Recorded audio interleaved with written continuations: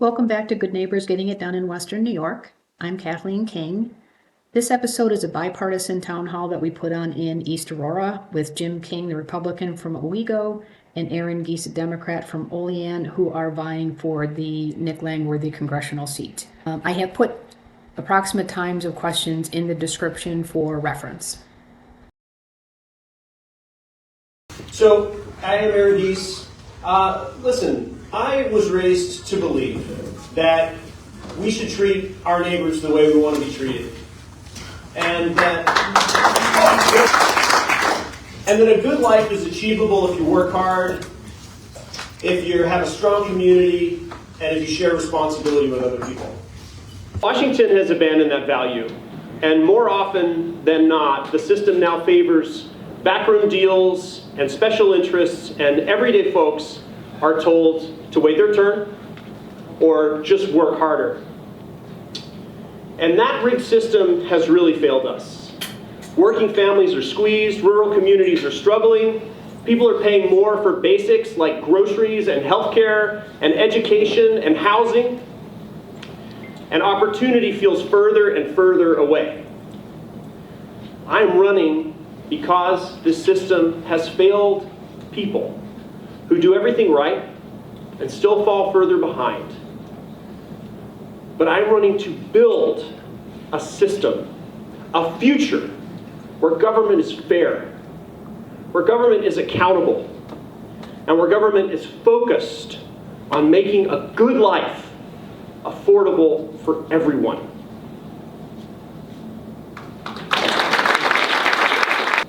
I'm going to tell you a little bit about who I am. I'm a moderate Republican who was embarrassed by the far-right Republicans in Congress, and I'm truly embarrassed and ashamed. We need a better life for our children. Important things like groceries and sending kids to school and buying a house are getting way too expensive and unaffordable. And our kids have lost hope. They've lost opportunity. We've got to fix that. I'm a traditional Republican. I believe that government should limit itself to a fair marketplace, safe communities, and a better, stable future. I'm going to say it, more than once tonight, but Nick Langworthy has demonstrated none of these Republican values. He's demonstrated opposing values. If you want to get into conversation about it, Nick needs another job.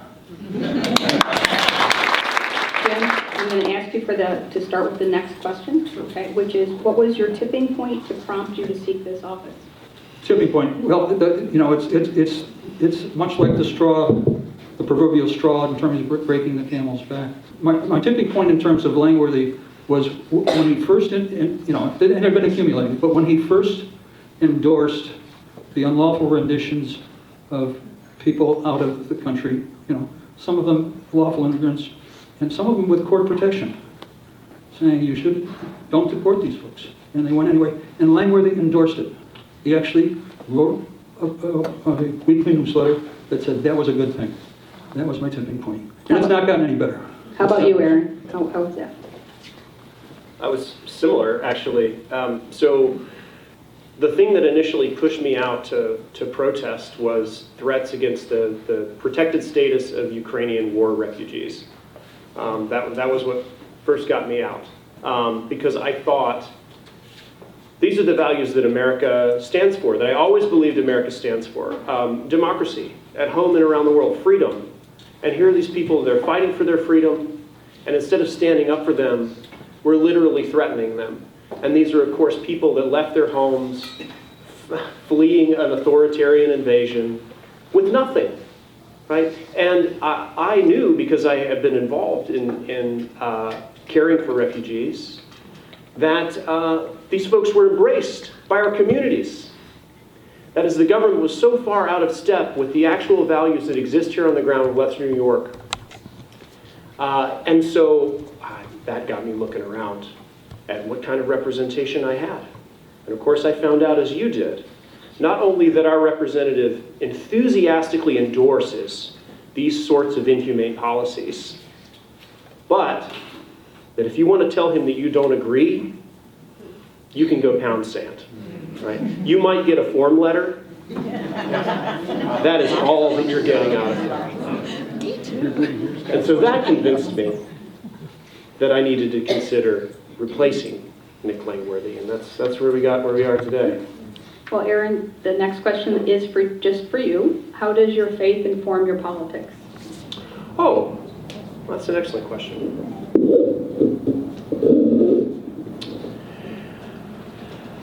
So I'm Catholic. For those of you that don't know, I'm a professor of theology at Bonaventure. There are two fundamental rules in Christian ethics that are drawn from Jewish ethics, of course. They're a summary of the Ten Commandments, in fact, and they are love God, that's the first four commandments, and love your neighbor as yourself. Love God comes from Exodus 20, the Ten Commandments, right? Love your neighbor as yourself isn't one of the Ten Commandments, right? And in fact, it's the second 6:10. But Jesus is actually quoting Leviticus 17. And so the Leviticus 17 is context for what it means to love your neighbor as yourself.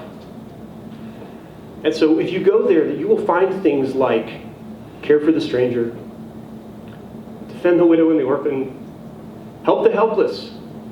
You will find counterintuitive things like you have to argue. You shall not hate your neighbor in your heart. You will argue with him openly so you do not sin because of that person. Isn't that great? That love involves exposing our disagreements to solve them peacefully so that they don't fester and then erupt in violence. And when Jesus is asked to summarize what it means to love one's neighbor, he doesn't quote Leviticus 17 all the way through. He tells the parable of the Good Samaritan. Politics is just how we negotiate living together in society, however that is. And so that has to be based on, I think, love of neighbor. And so that's the fundamental way that my faith informs my politics. Jim, how are you different than Nick Langworthy? Nick talks a lot about how good he is. He doesn't demonstrate it. I think that the fundamental difference is action as opposed to words. Nick's never going to say anything that's truly offensive to a lot of people. He's too much of a politician for that. I don't think Nick has a conscience. I'd take a course in theology from Aaron here if I could. Long way to commute to Bonaventure.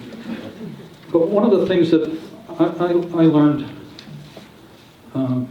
growing up as a Catholic was that you're fundamentally responsible for an informed conscience. I don't think he has one. I do. And what's going on now in Washington and the lack of action is wrong. Okay, the next question is for Jim to start. It's actually for both of you, but how does someone campaign against an incumbent with millions of dollars in the war chest and all the publicity perks that come from being an incumbent? Yeah, he's free franking. I got some mail from him the other day.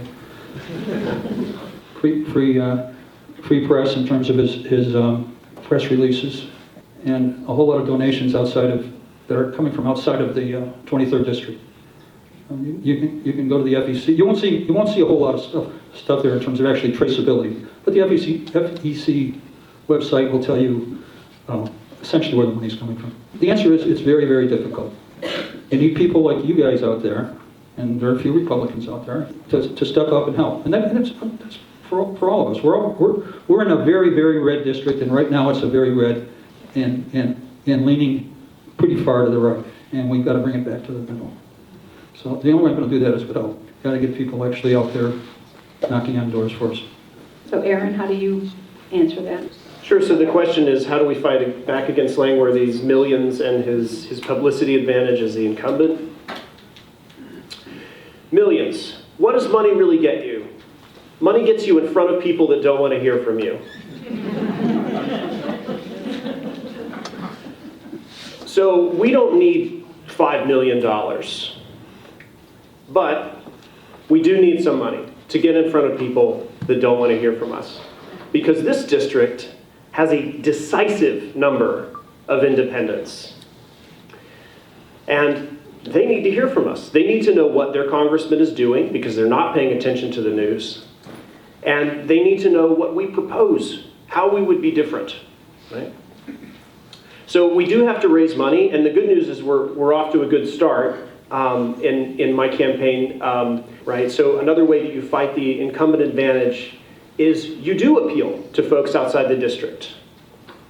But you can't do that just because you already have power. You do it by demonstrating that you have grassroots support.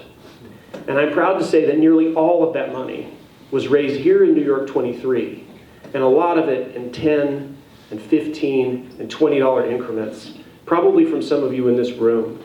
So if you've donated already, thank you. You have made a huge impact, more than you know. And that strength is going to allow us to go to nationwide donors or just people who care about democracy elsewhere in New York State and say, we've got something going on here, don't sleep on New York 23. The way you fight Nick Langworthy's publicity advantage is you go where he's not. You know where he's not? On social media. We are now well over 5,000 followers across our social media. Nick is at 11 and he is a 2-term incumbent. So we're gaining on him fast. And again, you are all part of that. Thank you. Thank you. Katie, why don't you ask Aaron first? Do you stand with LGBTQ right to marry? Yes. Yes. That's the law of the land. And the challenge to Obergefell was defeated. Yes. Jim? Yes. It's really simple. And Katie, why don't you ask Jim the next one? Okay. How will you help get friends and family out of detention centers, and how do you plan on protecting the people still here? Congress makes laws and informs the administration in terms of how they're supposed to enforce it and the limits of the regulations. I think one of the things that has to happen is legislation that grants everyone in this country, whether they're a citizen or not, the right and the obligation of the state, or that is the country, to provide a lawyer and to have prompt hearings and with a time limit. And saying if you can't do that, then your charges aren't worth anything. We need to fix, that's just a way to start. Yeah, the right to representation, the right to a speedy trial. Justice deferred is justice denied. And some of you all probably know this, but this administration, while they're talking about strict immigration enforcement and rapid response, they are still firing immigration judges so that they can do what they want to do without showing any respect for the rule of law. Right? So to reverse this process, we will clearly need comprehensive immigration reform. And a big piece of that reform should be not a bigger budget for federal agents on the street in armored vehicles, but a bigger budget for courts, right? For adjudication according to the rule of law. We need more immigration judges, not fewer. Just an add to that, and the fact that the current administration is not spending money the way they were obligated to do under the law is part of that problem. The other part of it is that they've also, in terms of firing immigration judges, they've also significantly reduced the budget for what lawyers were on the payroll to defend immigrants and others. I thought we would I had several questions on immigration, as you can imagine. So I thought let's just stay on that topic for a little bit. And Aaron, what would you say to the idea that there is that the right to migrate is a basic human right? It's a tough question. It is a tough question. So the right to seek asylum is enshrined in international law. The U.S. only cooperates with international law in limited ways. And this is one of the reasons why, because we want to protect our sovereignty. Right? I have doubts about that. I will say that the best way to protect the right to seek asylum is with comprehensive immigration reform. If you are going to seek to welcome the stranger, as I believe we should do, I was just quoting Leviticus 17 at you, we're also going to have to make sure that folks are secure and that we are being fair and that there's an orderly process. And we have failed to do that for my whole adult life.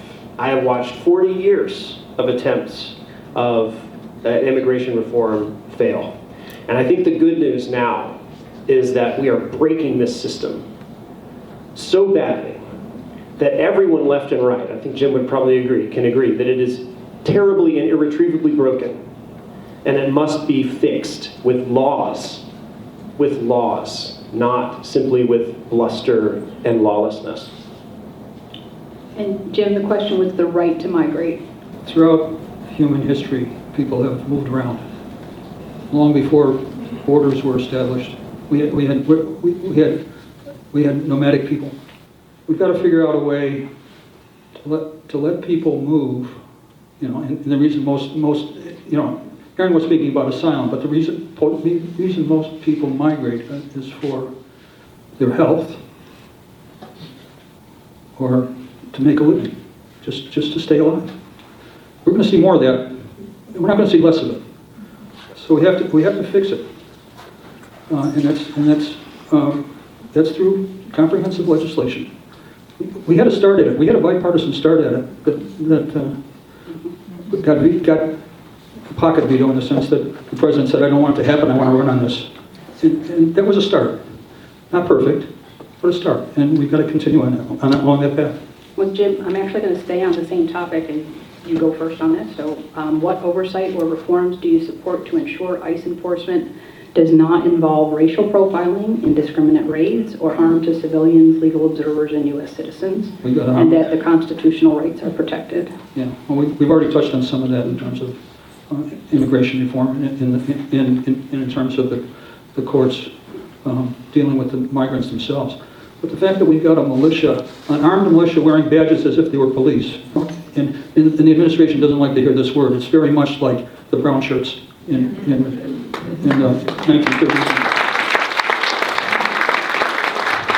Intimidation is not the way this country is supposed to work.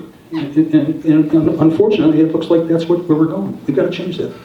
And the answer in terms of law enforcement is to take away their guns. I'm a gun holder. I'm a Second Amendment person. But they don't need AK-47s to enforce the law. Just to follow up that a little bit, I'm sure that some of you have traveled internationally, and perhaps you've been in a bank in, say, a Latin American country and seen the guard standing outside the door with a semi-automatic. Does that make you feel safe? Does that make you feel like you're in a free place where everybody is treated with respect and you don't have to be afraid? Me neither. Me neither. So I agree with Jim.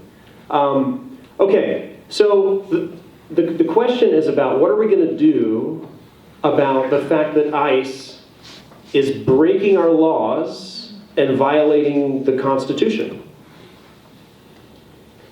Well, what do we do when officers take an oath to the Constitution and then they break that oath?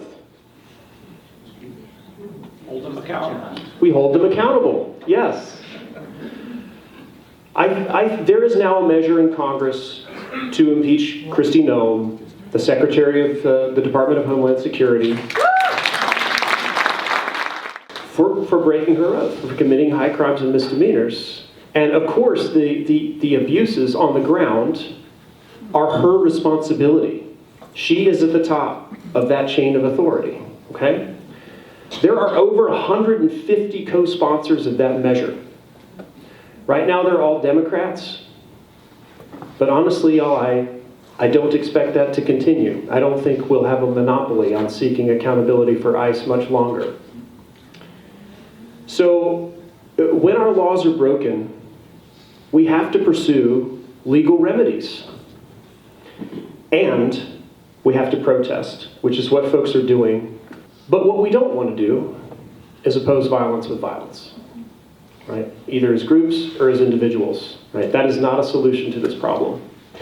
And so, yes, I would favor impeachment, protest, and of course, accountability for individual officers who have committed crime. we probably have to start with replacing the leadership so that that's not blocked. And Katie, you had a question from Facebook? The question is about taking AIPAC money. Okay. So most of you probably know that AIPAC is a very prominent organization that donates to candidates on both sides for their support for Israel. And they've been very close to the government of Israel. And for that reason, I've decided not to take AIPAC money, and that's a public commitment that you can find on my website. I want to be very clear and say that I fully support the Jewish people. I am appalled that There you go. AIPAC is using its influence, which is mostly money, to coerce either legislation or the lack of legislation in Congress when people want to censure the government of Israel for the crimes that it's committed. And yeah, they committed crimes. I wouldn't take AIPAC money either. I'm desperate for money, but I'm not, I don't want to be beholden. Okay, Jim, how would you advocate for Western New York when party leadership disagrees with the district's need? This is a question about earmarks, where a congressman gets to say, hey, I need a few $1 million here to fix the water treatment plant in someplace, or this bridge needs to be fixed, and I need another $1 million or $2 million there. It's a way of controlling congressmen. You know, money is a coercive force, and it's nice when a congressman can brag that I got this or I got that for my district. And the question then becomes, do you subject yourself to the coercion and go along, or do you say my principles are higher than that? The people of my district are going to understand. I'm not easily coerced, and the fact is that I'm only going to be a one-term congressman, so it makes it even easier to say no. And Aaron, remember the question was about advocating for Western New York when the leadership may be not doing the same. Yeah, so it's tough because when they disagree, right? Do we really disagree about what the needs of this area are? With the leadership? What do we need? We need better infrastructure. We need big investments in our infrastructure. We need investments in our educational system. We need to fully fund our schools. We need to work on the housing crisis together. We need to make sure that there's an investment in economic development so that there are good jobs for folks and everybody has a dignified livelihood.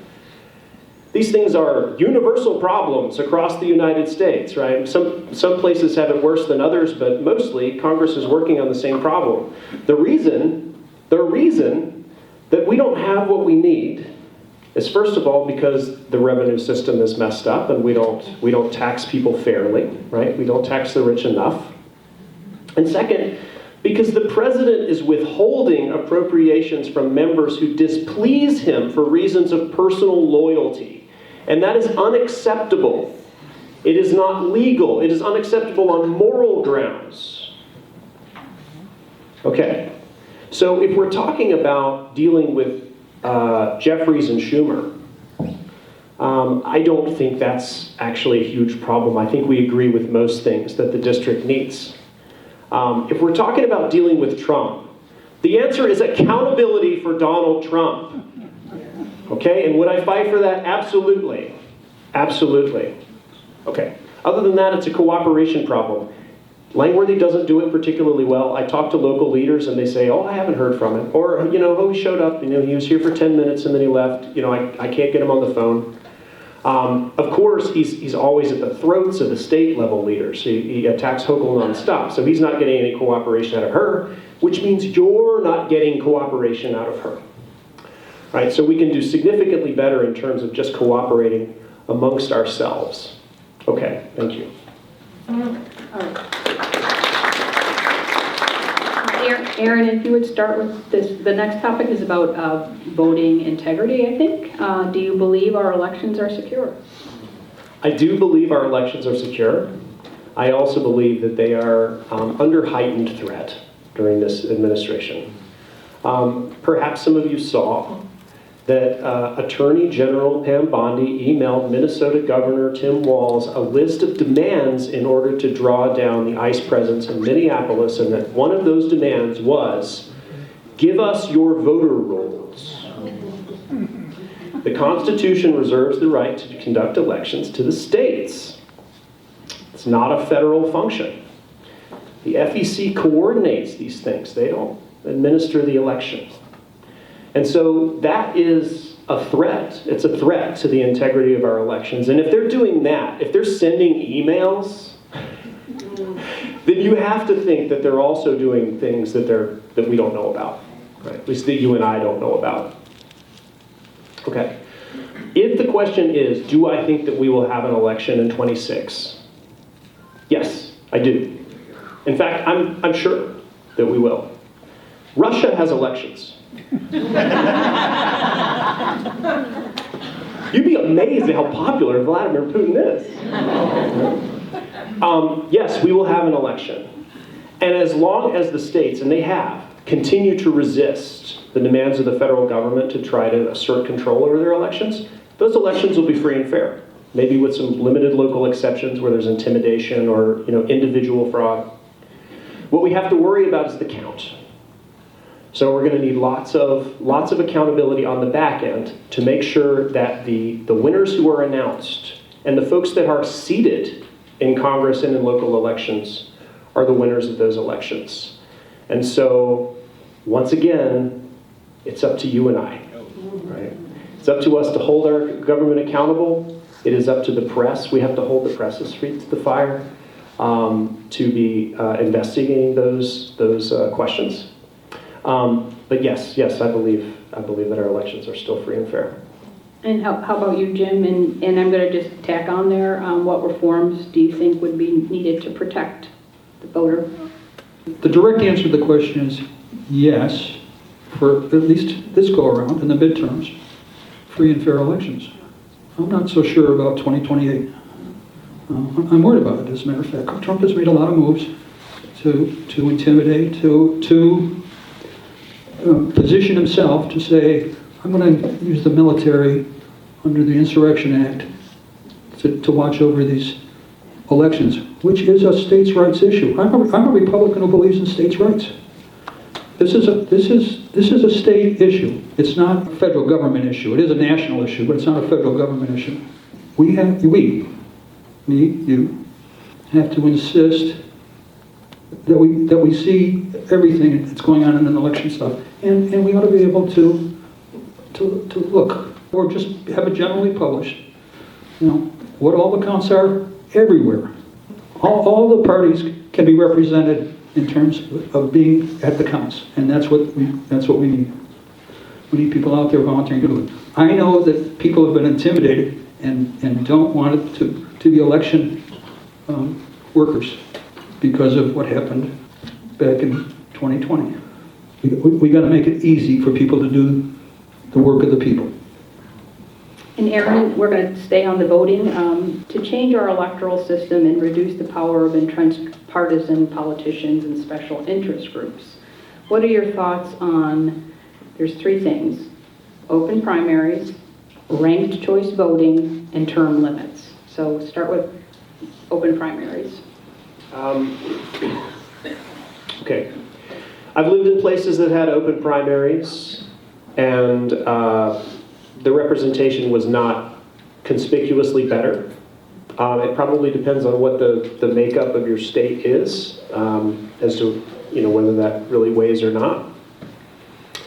I don't think it's a bad thing, but it probably is not as important as the other two measures. Ranked choice voting in the age of digital technology is a powerful tool to expand democracy and expand the number of choices available to people. And the early experiments in ranked choice voting are good. They are strong. So I think that we should expand ranked choice voting. But of course, like Jim was just saying, that's a matter for the states. What was the third one, Kathleen? Term limits. Oh, yes to term limits. We're having a terrible conversation recently about how old someone can be to serve in office. This is an awful conversation. This is ageist, right? But it is certain that there is a limit to how long someone can be a useful member of Congress, right? Before the inertia of their political career overtakes their accountability to their constituents. And so we should look into term limits for Congress, but also we have them for the executive, thank God. I hope they hold. It's a constitutional amendment, they should hold.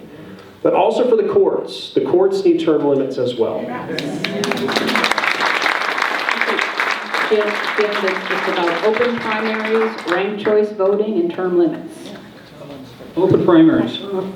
I don't know enough about open primaries to really say much about it, other than the experiments that I have read about anyway, indicated it was neither better nor worse, and it would probably make things a whole lot simpler. But I don't really have an opinion one way or the other. I'd have to look at it a little bit more. In terms of ranked choice voting, yes, it's almost a no-brainer. The experiments have been universally successful, and it reduces a whole lot of turmoil. And we know answers much more quickly, which means we can also change laws that put people in office after they've been elected much sooner than what we do right now. We have to have a period for contesting, but it becomes really hard to contest in a ranked choice voting situation. Term limits was the last one. Term limits, yes. If you go to my website, you'll see my position on term limits. The answer is yes. I believe that if a person can't get the job done within about a decade, 8 years for the president, 12 years for senator, 10 years for a House of Representatives person, they're done. They've outlived their usefulness in terms of and if I were a younger person, I'd be saying the same thing. I've thought about this for a long time. It's true. The courts is another issue. It may be better in terms of the lower courts to have term limits. I don't have an objection there. But it's not the same as legislating and getting actions done. Now you're interpreting the law, and you need experience and wisdom. And that comes with experience, and that experience comes with age. But on the other hand, if you can't get it done, by the time you're 80, and I'm over 80, you probably ought to be thinking about retiring. So maybe an age limit on the Supreme Court and term limits on the lower courts. How did the candidates feel about Trump's pardons? Pardons are for sale. Last I heard that the going in bidding was about $1 million, and the hypocrisy is just self-evident. The answer to the question is I'm appalled. So pardons, yeah, Jim is right.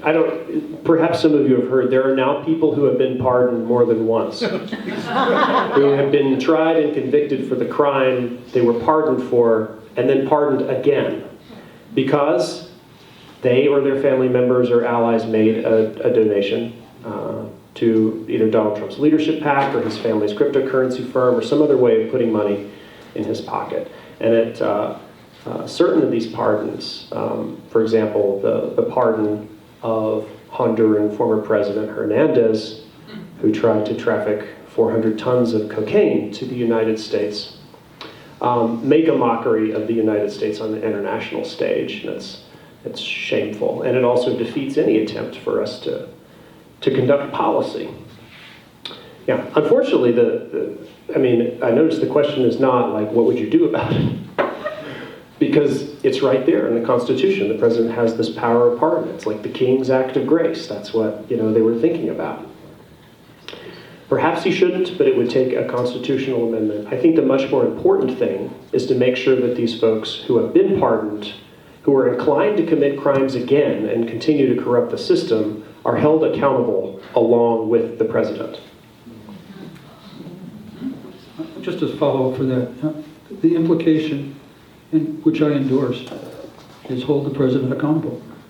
How would you handle that as congressman? The president violates the law every day, and how would you deal with that in his administration as a congressman? The answer is impeachment, and that's what he's afraid of in terms of this coming election.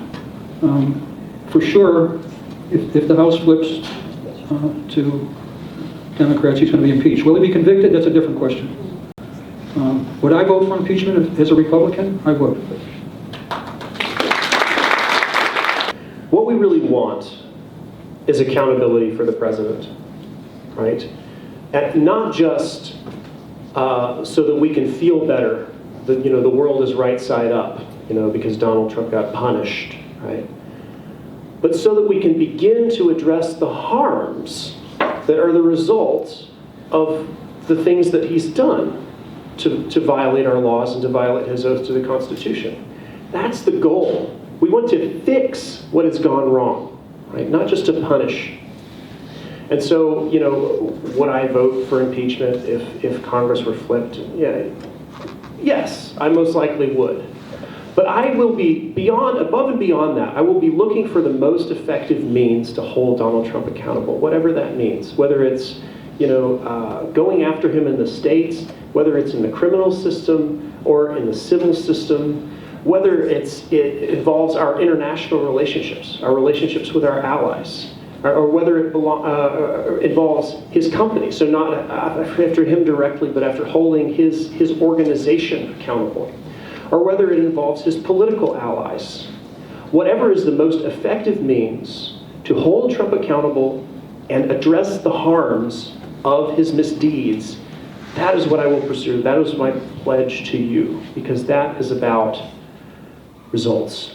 And people in this district care about results. They don't care so much about partisan infighting outside of this room. They care about whether what you do makes their life better, and that's what we want to do. Aaron